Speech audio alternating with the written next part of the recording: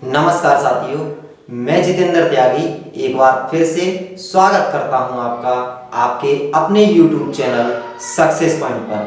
साथियों, आज की वीडियो में नंबर सिस्टम पार्ट 3 में हम संख्याओं पर प्रयुक्त आधारभूत प्रमेयों का अध्ययन करेंगे।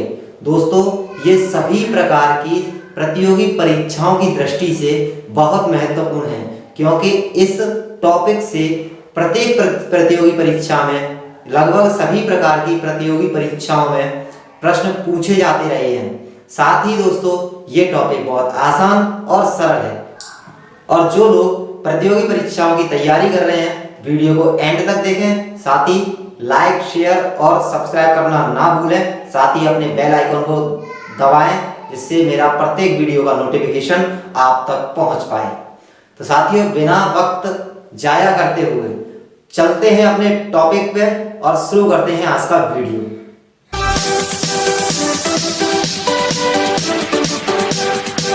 तो दोस्तों, ये प्रमेय होती क्या है? क्या है प्रमेय? तो प्रमेय का मतलब, प्रमेय को समझने से पहले हमें अभिग्रहित समझना है। नंबर 1, अभिग्रहित।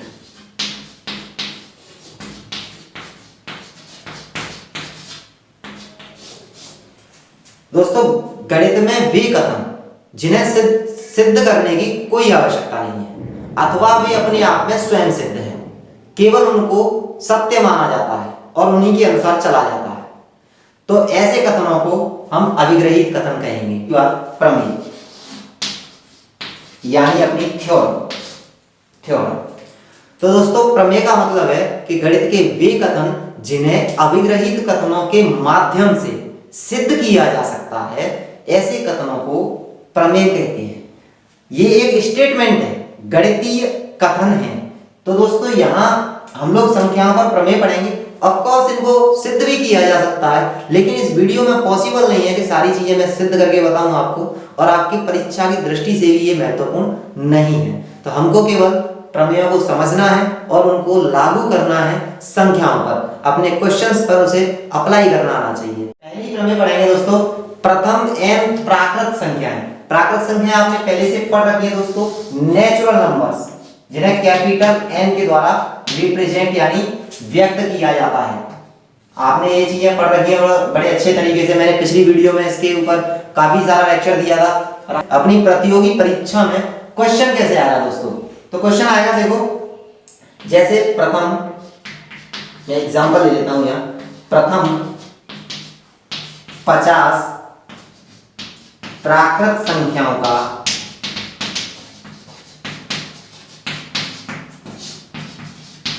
योग बताइए।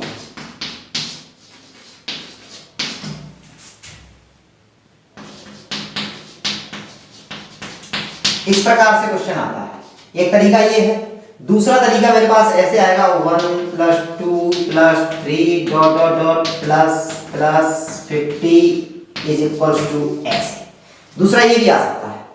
तो ये इस प्रकार के क्वेश्चंस को हम करना सीखेंगे दोस्तों। इसमें हमको कुछ नहीं करना है।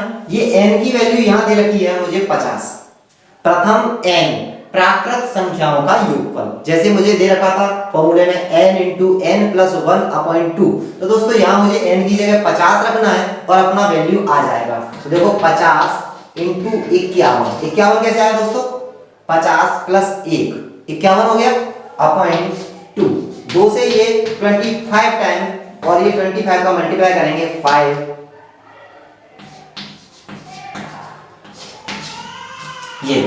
ये आपका आंसर हो गया दोस्तों, 1275। कई बार प्रश्न बीच में से पूछ लिया जाता है।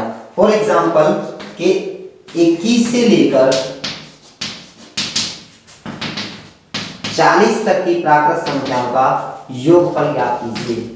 ऐसी परिस्थिति में दोस्तों, हमें 1 से 40 तक निकालना है, फिर 1 से 20 तक निकालना है, और 1 से 40 तक जो योगफल आएगा उसमें से 1 से 20 को सब्ट्रैक्ट करके उचित मान को प्राप्त किया जा सकता है। दोस्तों, मैं करके दिखाता हूं आपको। जैसे 1 से 40 तक का योग निकालेंगे पहले, ठीक है ना। इसमें से 1 से 20 तक का सब्ट्रैक्ट कर देंगे, घटा देंगे। तो देखो दोस्तों, 1 से 40 का कैसे निकालेंगे? 40 × 41/2 - 20 इंटू 21/2। तो दोस्तों यहाँ मैंने ये 2 से 20 बार कर दिया, 20 बार कट जाएगा, 20 का गुणा 41 से करेंगे तो 820 माइनस ये देखो 10 बार कट जाएगा, 10 का गुणा 210 से करेंगे, सॉरी 21 से करेंगे तो 210 और ये अपने पास मान प्राप्त हो गया 016 610। ये अपने पास अभीष्ट उत्तर है दोस्तों। इस प्रकार के सवाल आपने सभी प्रकार की कंपटीशन एग्जाम्स में, प्रतियोगी परीक्षाओं में देखे होंगे दोस्तों, और ये बहुत ज्यादा आते हैं। इसी प्रकार मेरे पास और भी प्रमेय हैं, जिनमें से पहली प्रमेय आपकी समझ में आ गई होगी दोस्तों। चलते हैं दूसरी प्रमेय पर। तो दोस्तों दूसरा जो नियम है, दूसरा जो मेरे पास प्रमेय है वो है कि प्रथम n विषम प्राकृत संख्याओं का योगफल। इसमें एक कंडीशन है, विषम संख्याएं दिख रही हैं, तो जैसे अब क्वेश्चन आया कि 1 से 50 तक की विषम संख्याओं का, 1 से 50 तक की विषम संख्या का, तो 1 से और 50 तक में 25 विषम होंगी और 25 ही दोस्तों सम होंगी। तो इस चीज को मैंने यहाँ नोट में दर्शाया है दोस्तों, आपको बड़ी समझ में आएगा कि यदि दी गई संख्याओं की संख्या सम है तब आधी सम होंगी और आधी विषम होंगी, ठीक है ना।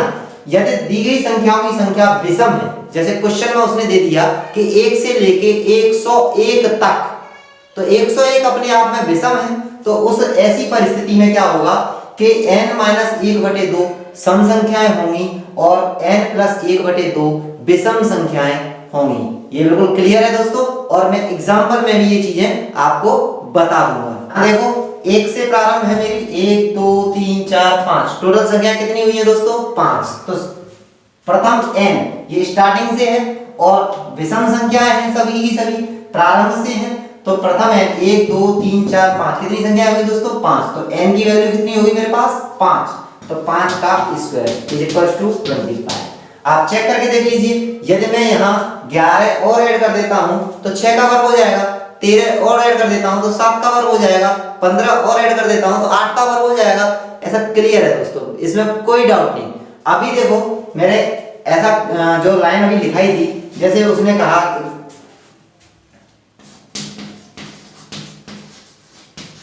100 तक, 1 से 100 तक की सभी विषम संख्याओं का योगफल निकालना है। तो 1 से 100 तक 50 संख्याएं सम होंगी दोस्तों और 50 संख्याएं विषम होंगी, क्लियर। तो 50 संख्याएं विषम होंगी तो 50 का स्क्वायर, यानी n स्क्वायर करना था मुझे। n स्क्वायर में मेरे पास n की वैल्यू 50 है, 50 का स्क्वायर करेंगे, अपने पास उत्तर क्लियर है। अभी यहां 101 दे दिया होता है इसने, 101, तो यहां मेरे पास n-1 1/2 यानी 101 माइनस 1/2 अर्थात 50 मेरे पास सम संख्याएं होंगी एवं n+1/2 बराबर 101 + 1/2 यानी 51 मेरे पास विषम संख्याएं होंगी। दोस्तों क्लियर है, कहीं कोई डाउट? यदि मुझे 101 तक की 100 तक की निकालनी है तो 50 का स्क्वायर हो जाएगा। जैसे ही मैंने 101 किया तो यहां फिर क्या होगा 51। कैसे आया ये 51? दोस्तों मैंने यहां लिखा है, बिल्कुल लिखा है, यदि 101 तक की संख्याएं हैं 1 से 101 तक विषम संख्याएं कितनी होंगी, देखिए मैंने ये लिखा है इसमें, ये टॉपिक बिल्कुल क्लियर है, आपकी समझ में आएगा दोस्तों। तो यहाँ 51 का स्क्वायर करना है, बस 51 का वर्ग कर देंगे 2601, अपने पास वैल्यू आ जाएगी। तो यहाँ मेरे पास मैंने जो भी चीजें आपको बताई दोस्तों, इसमें कहीं कोई किसी भी प्रकार की प्रॉब्लम नहीं होनी चाहिए, और ये टॉपिक आपका बहुत ज्यादा मोस्ट इंपोर्टेंट है, इसलिए इसको आपको ध्यान से देखना होगा दोस्तों। साथ ही मेरे साथ जुड़े रहने के लिए चैनल को सब्सक्राइब करें और बेल आइकन को दबाना ना भूलें, और इस वीडियो को शेयर भी करते रहें दोस्तों, जिससे कि ज़्यादा से ज़्यादा लोग जुड़ सकें और हमारी जो मुहिम है पढ़ेगा इंडिया तभी तो बढ़ेगा इंडिया, ये मुहिम जो है सार्थक हो पाए दोस्तों। मैं लगा हुआ हूँ आपके साथ, दिन भर ड्यूटी करता हूँ, उसके बाद ये वीडियो बनाता हूँ दोस्तों, केवल और केवल इसलिए क्योंकि हमारे इस लॉकडाउन के समय का सही सदुपयोग किया जा सके। तो दोस्तों मेरे पास ऐसे एग्जाम्पल है,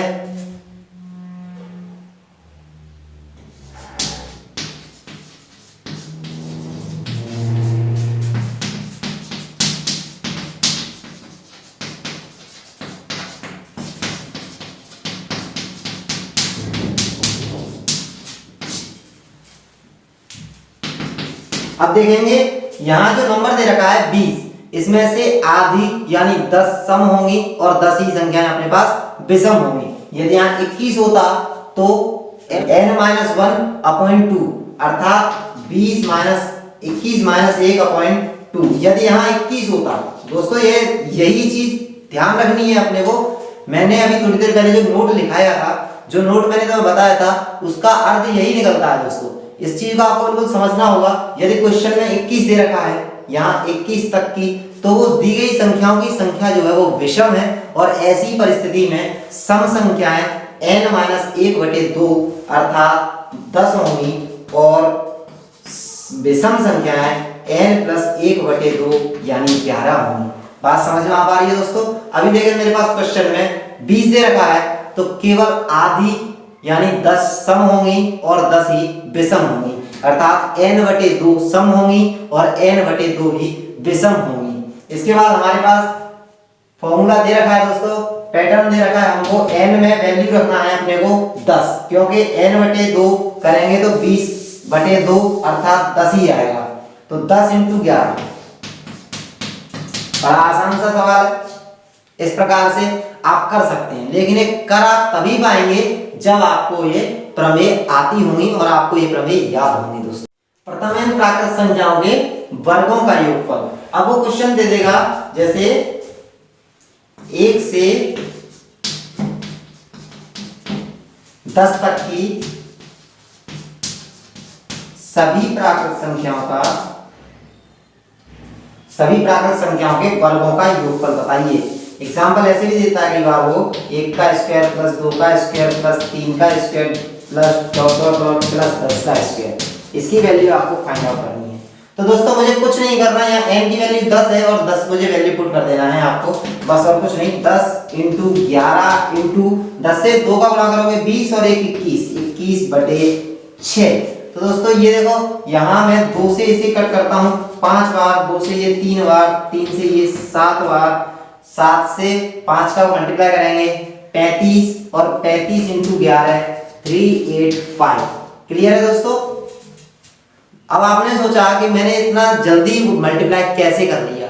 ये बहुत आसान है दोस्तों। मैंने 7 का 5 से मल्टीप्लाई किया 35, इसका गुणा मुझे 11 से करना है। जब भी दोस्तों आपको किसी दो अंकों की संख्या का गुणा 11 से करना है तो आपको कुछ नहीं करना है, इन दोनों को अलग अलग रख दीजिए 3 5 और बीच में इनका ऐड हो जाएगा 385।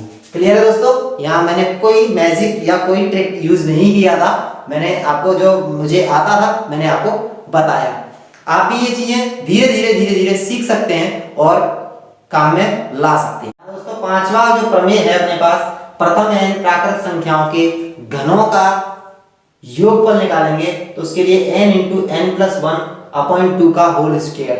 इसके लिए जैसे अपने पास एग्जांपल है दोस्तों, 1 से लेके 6 तक की संख्याओं के घनों का योगफल निकालना है, तो n की वैल्यू मुझे 6 पुट करनी है। 6 × 6 + 1 7, 6 × 7/2 का होल स्क्वायर। ये हो जाएगा 6 से 2 से 6 3 बार कट जाएगा और 21 का स्क्वायर 441। तो दोस्तों मैं समझ रहा हूँ कि आपकी सारी चीजें क्लियर हुई होंगी। मैं एक बार पुनः इन सभी को बोर्ड पर लिख देता हूँ, जितने भी हमने प्रमेय पढ़ी आज, और उन प्रमेय पर क्वेश्चंस को आप अपने आप घर पे कीजिए, क्योंकि practice make a man perfect. करत करत अभ्यास के जड़मत होत सुजान। साथियों मैंने जो भी पांचों प्रमेय अभी पढ़ाई, इन सभी पांचों प्रमेयों को मैंने यहाँ लिख दिया है और आप एक बार देख सकते हैं दोस्तों। पांचों प्रमेय अपने पास यहाँ हैं। अपने को ध्यान देना है सम और विषम ज्ञात करने में। दूसरी एक और महत्वपूर्ण बात, यदि दो क्रमागत संख्याओं के वर्गों का अंतर पूछा है दोस्तों, ध्यान से सुनना है। यदि दो क्रमागत संख्याओं के वर्गों का अंतर, तो वो सदैव ही एक विषम संख्या होती है दोस्तों। कमेंट में बताएं आज की क्लास कैसी रही। इसी के साथ शेयर और सब्सक्राइब करना ना भूलें, साथ ही बेल आइकन के बटन को दबाएं, जिससे मेरे प्रत्येक वीडियो का नोटिफिकेशन आप तक पहुंच सके। मिलते हैं अगली वीडियो में, तब तक के लिए जय हिंद जय भारत।